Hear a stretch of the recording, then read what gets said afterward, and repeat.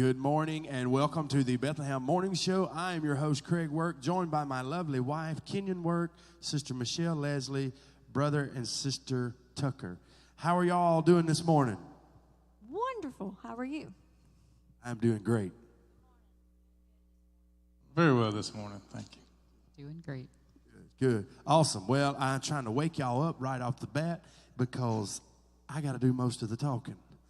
And I don't like doing all the talking. Y'all know that I'm telling stories already, ain't I? I love to talk. So it's great to be here this morning on this lovely morning here in Bethlehem. We're getting ready to have some church around here today.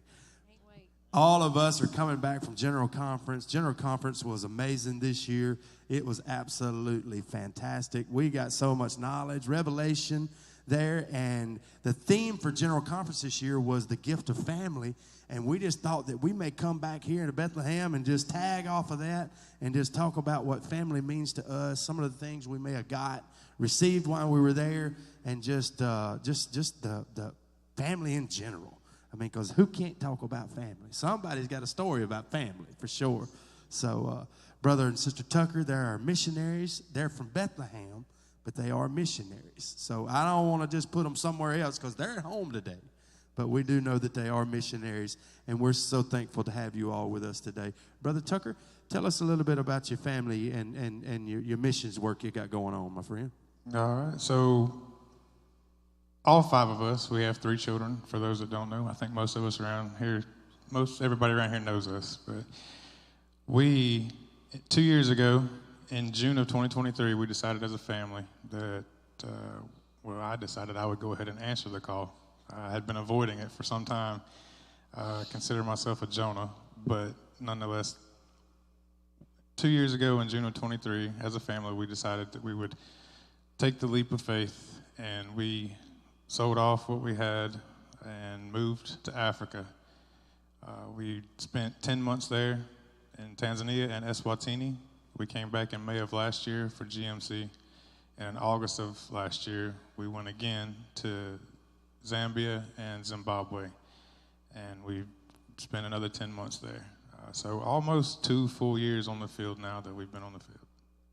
Notice what he said in the beginning, all 5 of us. What does that look like? Because y'all have younger children.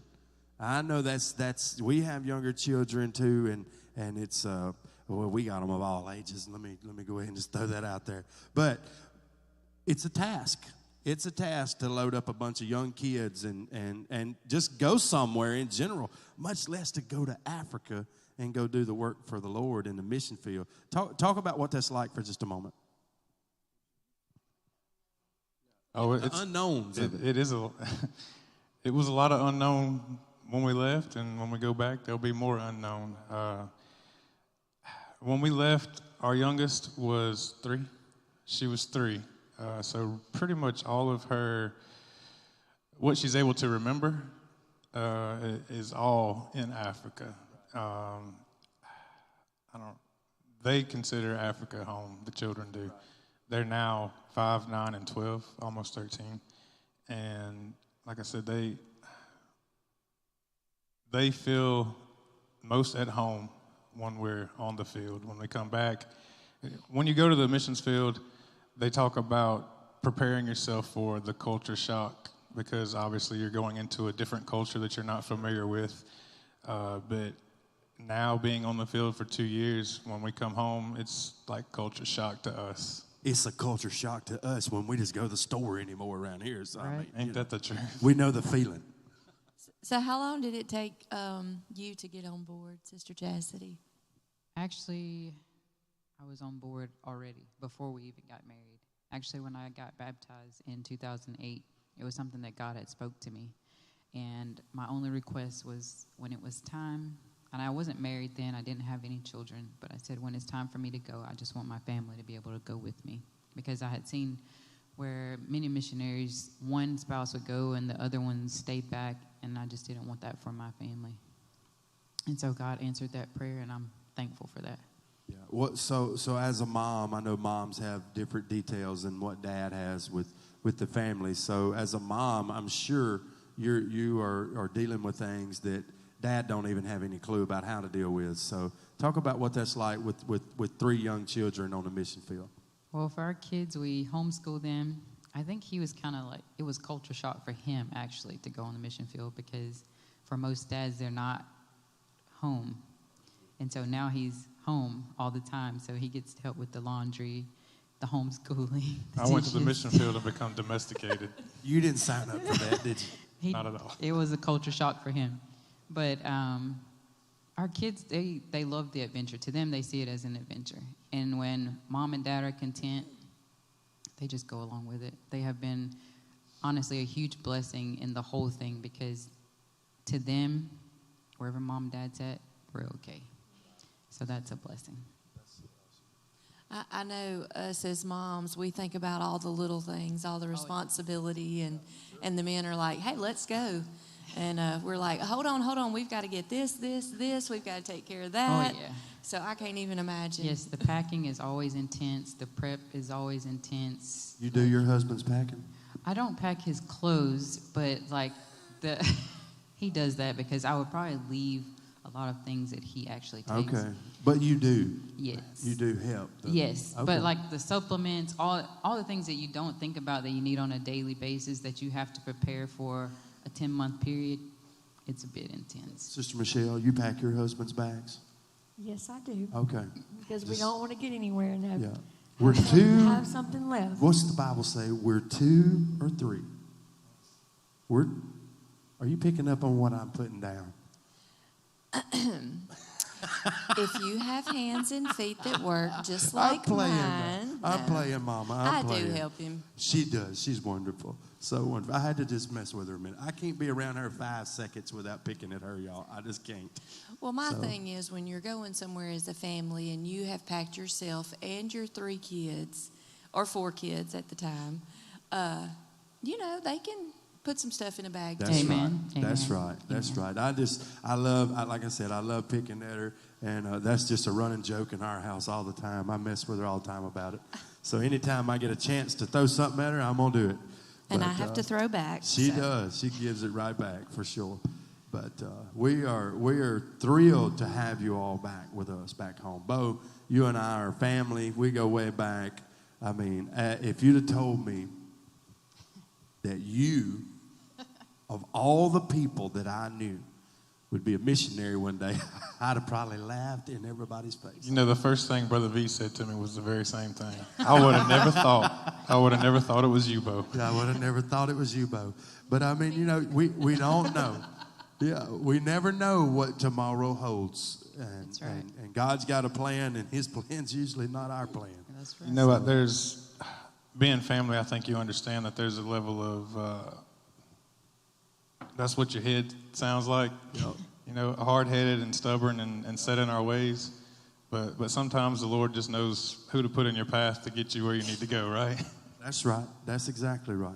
Well, I'm thankful. I'm thankful for what you do, both of you. You children. I mean, it's a sacrifice, and it's a much needed sacrifice. So we love the fact that we get to share some of our very own. You know what I mean, with the world, and it's just amazing. It's amazing. I'm honored to be able to sit with you and have you on the morning show to talk about your family today and what it's like to be in ministry with family. Like I said earlier, we've all been to GMC this week. The theme for GMC was the gift of family. Sister Michelle, it was, I don't want to say it was different than any other GMC that's ever happened before, but it was definitely different than any that I've ever been a part of. It definitely was. It was so focused this year. It wasn't about who you are, what you're wearing. It was, and we don't mean to show that no, it no, is yeah, always exactly. about that. But I mean, it was. You could tell the Lord had something that He wanted done in this general conference, and I'm so thankful that the men of God and the women of God listened to the voice of God, for this conference, because I came back so empowered and convicted, and I just, my day to day, one of the things, the women's esprit is back to the table, and I caught myself coming home. I'm like, making a list in my head. Okay, we're going to have supper this night, this night, this night. We're coming back to the table. We're going to, as a family, you know, you're so busy and you're just like, okay, we'll just run to McDonald's and everybody just eat when they want to. But I didn't grow up that way.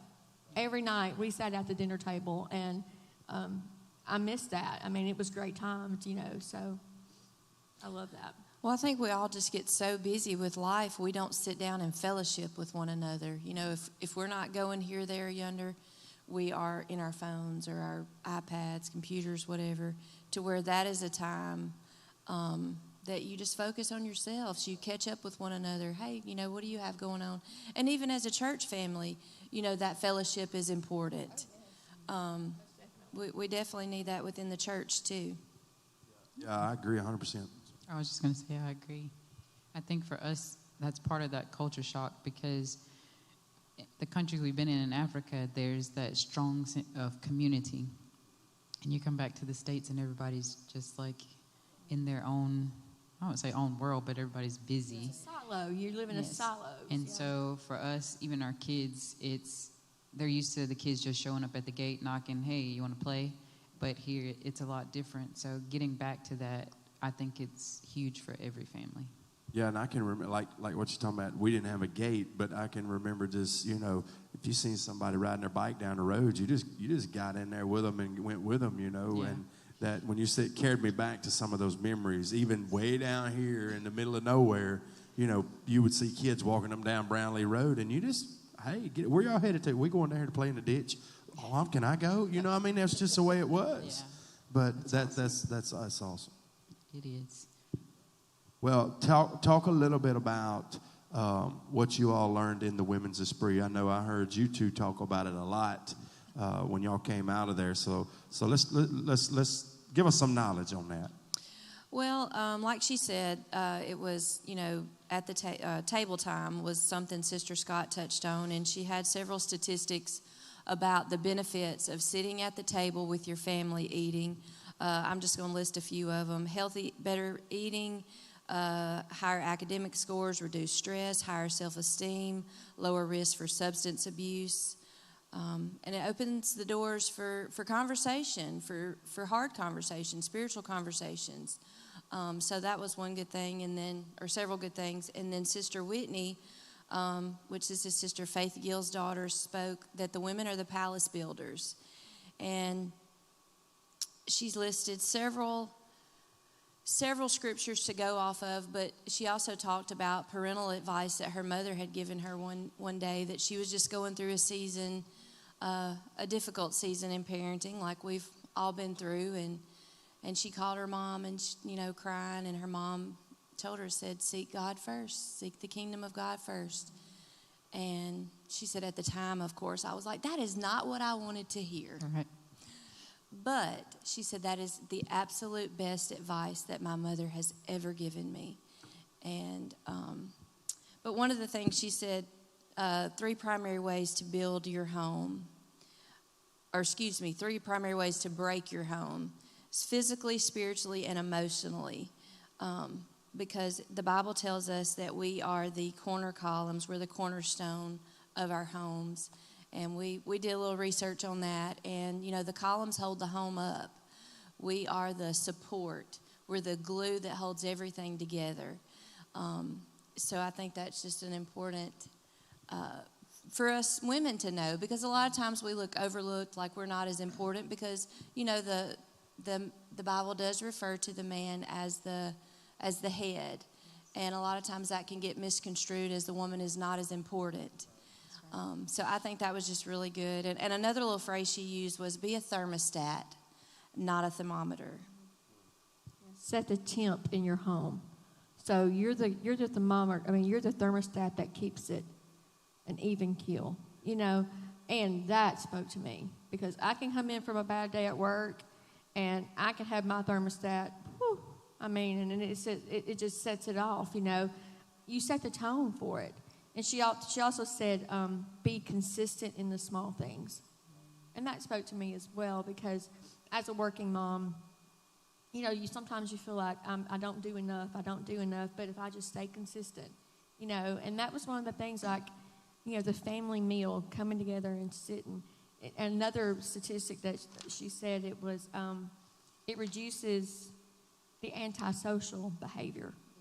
So your kids learn how to socialize. Even if it was just a family, they learn how to talk, and they're not afraid to open up. So when they become a teenager, when they become and making those hard choices, they know this is a safe place that you can. Her son was Scott's son was being bullied at school. He got beat up at school, but he knew she was cooking dinner, and so he could come in there and just sit and talk. And no, it's a safe place. This is your safe place. And that's one of the things about the pillars that she stated. It was stability and safety. So I wish that session was recorded, because I couldn't write fast enough to get everything that I wanted to get out of it. That is so good. I was sitting there thinking a lot of times, and Bo, you can probably relate to this too. Our wives are a peace to our calm a lot of times. So when she said that about being a thermostat instead of the temperature in the room, a thermometer, whatever it was she said. We call it happy wife, happy life. Exactly. But it really is the case. I mean, you take a long day at work, and I'm not trying to spotlight us, because I don't think we should be spotlighted over anybody just because we're the men. But a rough day at work, your wife can be the peace to your chaos. A thermostat and a thermometer, you were making the analogy between the two. The thermostat regulates the temperature, where the thermometer reads the temperature. So when you come in from that hard day and you smell what's on the stove cooking, and that peace that she has can start to calm and relax you and bring, where you may be up here, she's regulating your temperature and bringing it down. It does. That's good. It really does. That's good. Especially when you smell good stuff on the stove. Or cinnamon rolls. Cinnamon rolls is the game changer, ladies. It is. That's what guys like, especially healthy guys. Big, like over healthy guys. So what is it that you don't like to smell cooking when you come in? Chitlins. Chitlins. Nobody likes to smell that. I don't think you got to worry about that. Sauerkraut. I don't want to smell sauerkraut either. That's just as bad. You need it for your gut health, sir. Ma'am? You need it for your gut health. They're getting on me today. But anyways, let's get off of Craig and back on to what the spiritual side of things. Look, Layden texted me and he said, that crock pot. I like to smell that crock pot, Daddy. Hey, that crock pot works wonders. That crock pot does work wonders. But it is. I mean, I know we're joking around a little bit, but it really is. That's true. You ladies do have that, and you can bring that. And it's important. It's important for the whole family, not just the man, the children.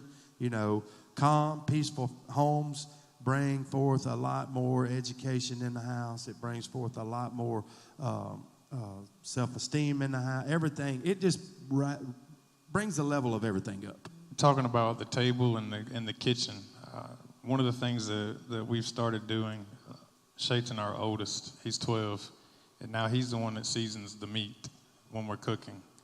And it gives him that sense of self-worth. It gives him that he's part of the process. He is a part of the process. 2 weeks before we came back, we went through Eswatini again, and while we were there, anytime we go there, family is always with us. Our family's there, but there's always people at the home, wherever we are, and everybody's a part of the process.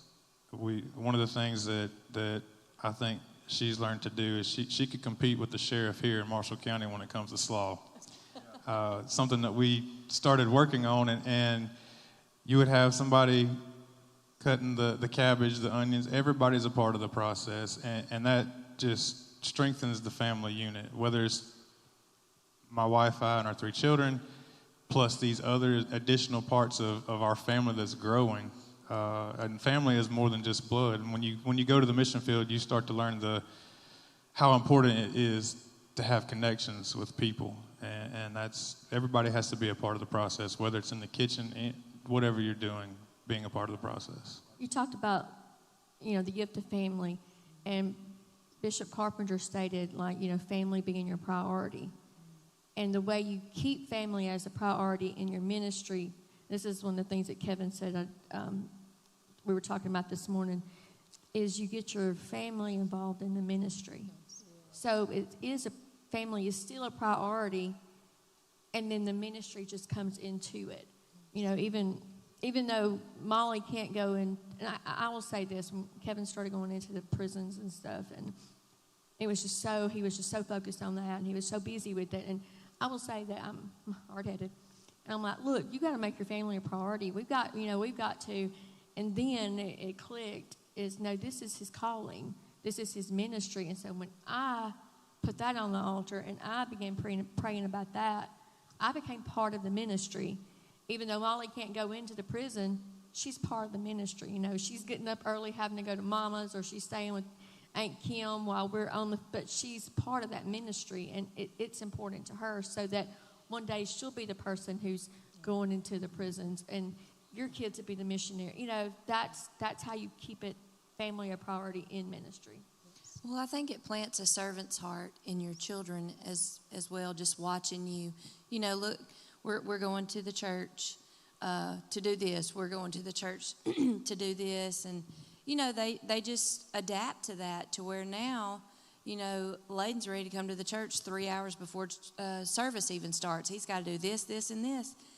And, you know, sometimes I have to catch myself like, oh, I just wanted to do this and this at the house. Okay, son, I'll take you, you know. But it gets planted in them. Well, it's usually you and I will be walking in the door from work, and they're standing at the door. Will you carry us to the church? Will you carry us to the church? You know, and it's like, can I sit down a minute? You know, but then you have to, like she said, you have to refocus yourself and be like, you know, hold on. I got to pump the brakes, because I cannot discourage that right there, because he's wanting to go work for God. He's wanting to go do something for the kingdom of God.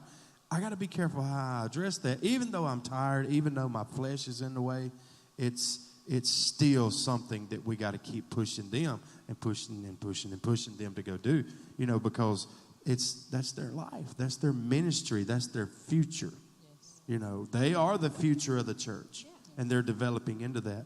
And what better for a parent is there to be excited about than your kid wanting to be at the church doing something?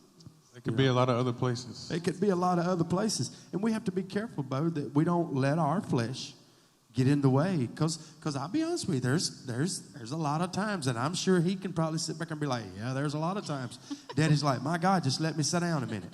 You know what I mean? Just pump the brakes. And because it happens. And then, like I said, and she said, we have to just refocus ourselves. Hey, come on, let's go. Absolutely. And you're teaching them Sure. at that age to put, you know, the Lord first and the ministry, and to be kingdom-minded.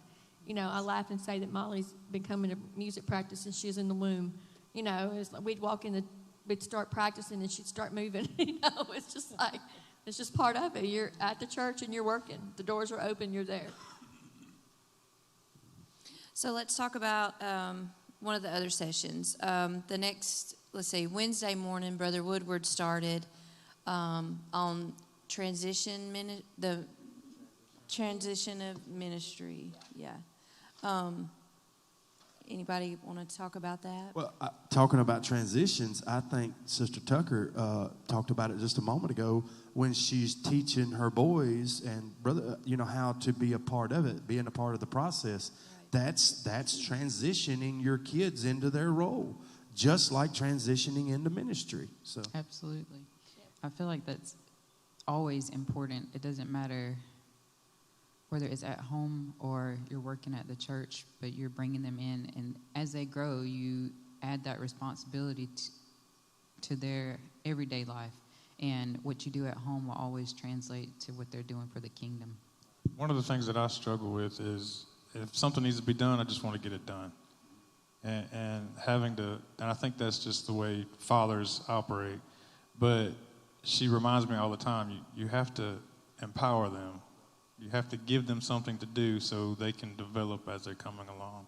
Brother Woodward, one of the things he stated when ministry transitions was, the reward of loyalty is empowerment, and the reward of empowerment is loyalty.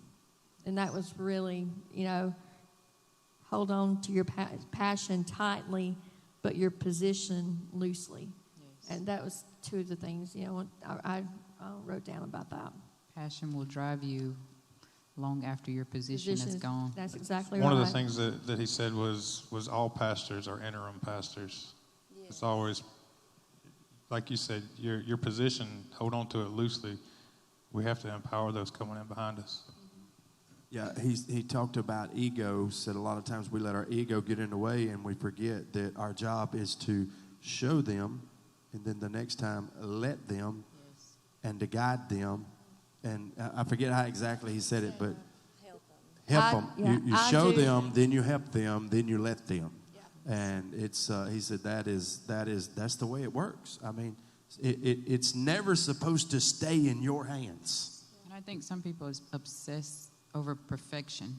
But if you expect someone to get it right all the time, then you're not going to let them. But if you also expect perfection every time, then there's going to be anxiety that people don't necessarily want to do because they don't think they're going to get it right. Well, nobody's perfect, so you're not going to get it right. So some people would just rather not do anything than to keep trying until you get it right. And one of the things that we are currently teaching our children, but also ourselves, is that regret is greater than failure. It's okay to fail. It's okay to not get it right. But never reaching where God wants you to reach, that's even worse than failing. So good. Well, I know we talk about we're talking about all this stuff, and maybe you're watching and you're thinking, well, that might look good from your seat, but you're not sitting in my seat. Well, guess what? Yes, we are. Yes, we are. We're just striving to keep pushing forward. We're striving to make a difference. We're doing exactly what she just said. We're letting failure become success. Because we've all failed many times. I'm sure when y'all climbed on the first airplane, you were scared to death, and you probably made some bad decisions. When we got on the first plane, it was a disaster. But you're still moving. Yes, you're still going. Absolutely. You're still working. Same for you ladies. I mean, as moms, there's many times and me as a dad, all of us, we've all failed. Yes. But it don't mean we get to give up. We got to keep going.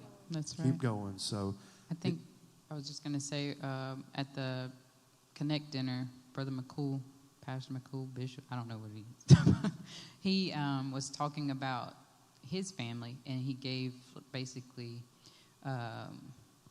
the lineup from where he came from and all the different interesting individuals in his family and their habits and the things that they've done and the fights and the drugs and all these things, the moonshiners and all that. And for me, I didn't grow up in church. I got a family history out of this world. But we can't let that stop us. But even in our own lives, you can take that and apply it to yourself, that there's going to be times, seasons in your life that you're going to fail. You're not going to get it right.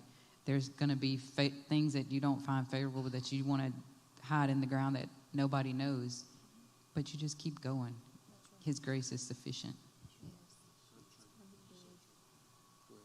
Well, I think that just kind of tags on Brother Josh Wilson, the importance of his message Wednesday night. He got up there and talked about coming in drunk as a 19-year-old and hearing his grandmother pray. A lot of us didn't grow up in the church. We don't have, I'm not going to say a picture-perfect raising, but you know what I mean. We weren't set up for the truth. And just to see him up there and how God used him in such a mighty and powerful way lets you know that God doesn't look at your pedigree. He's not concerned with all the stuff that sometimes man is. That he'll use anybody as long as they're willing and obedient. Absolutely. I read something the other day online, but it basically says that God doesn't look for the perfect. He looks for those that are in the pit. Yeah. And those are the ones that he chooses to use. Sometimes we beat ourselves up because no one's worthy. Yeah. But I remember when God called us to the mission field, and Bo's thing was, why me? Yeah. But a lot of times we're worse on ourselves, and God sees us as we will be, not as we currently are. So talking about Brother Wilson and his message, as a 19-year-old, he was out messing up, doing stuff he shouldn't be doing. Now he's the General Secretary of the Assemblies of the Lord Jesus Christ. I mean, your future does not exempt you from being something in life. Your past doesn't. I said that backwards. Your past does not make you exempt from being something in your future. It's just, it gives you the character that this world needs to hear about today. Actually, I'm not telling everybody right now to go get drunk this weekend so that you can have a future. But I am saying, don't be scared to use your past to define your future.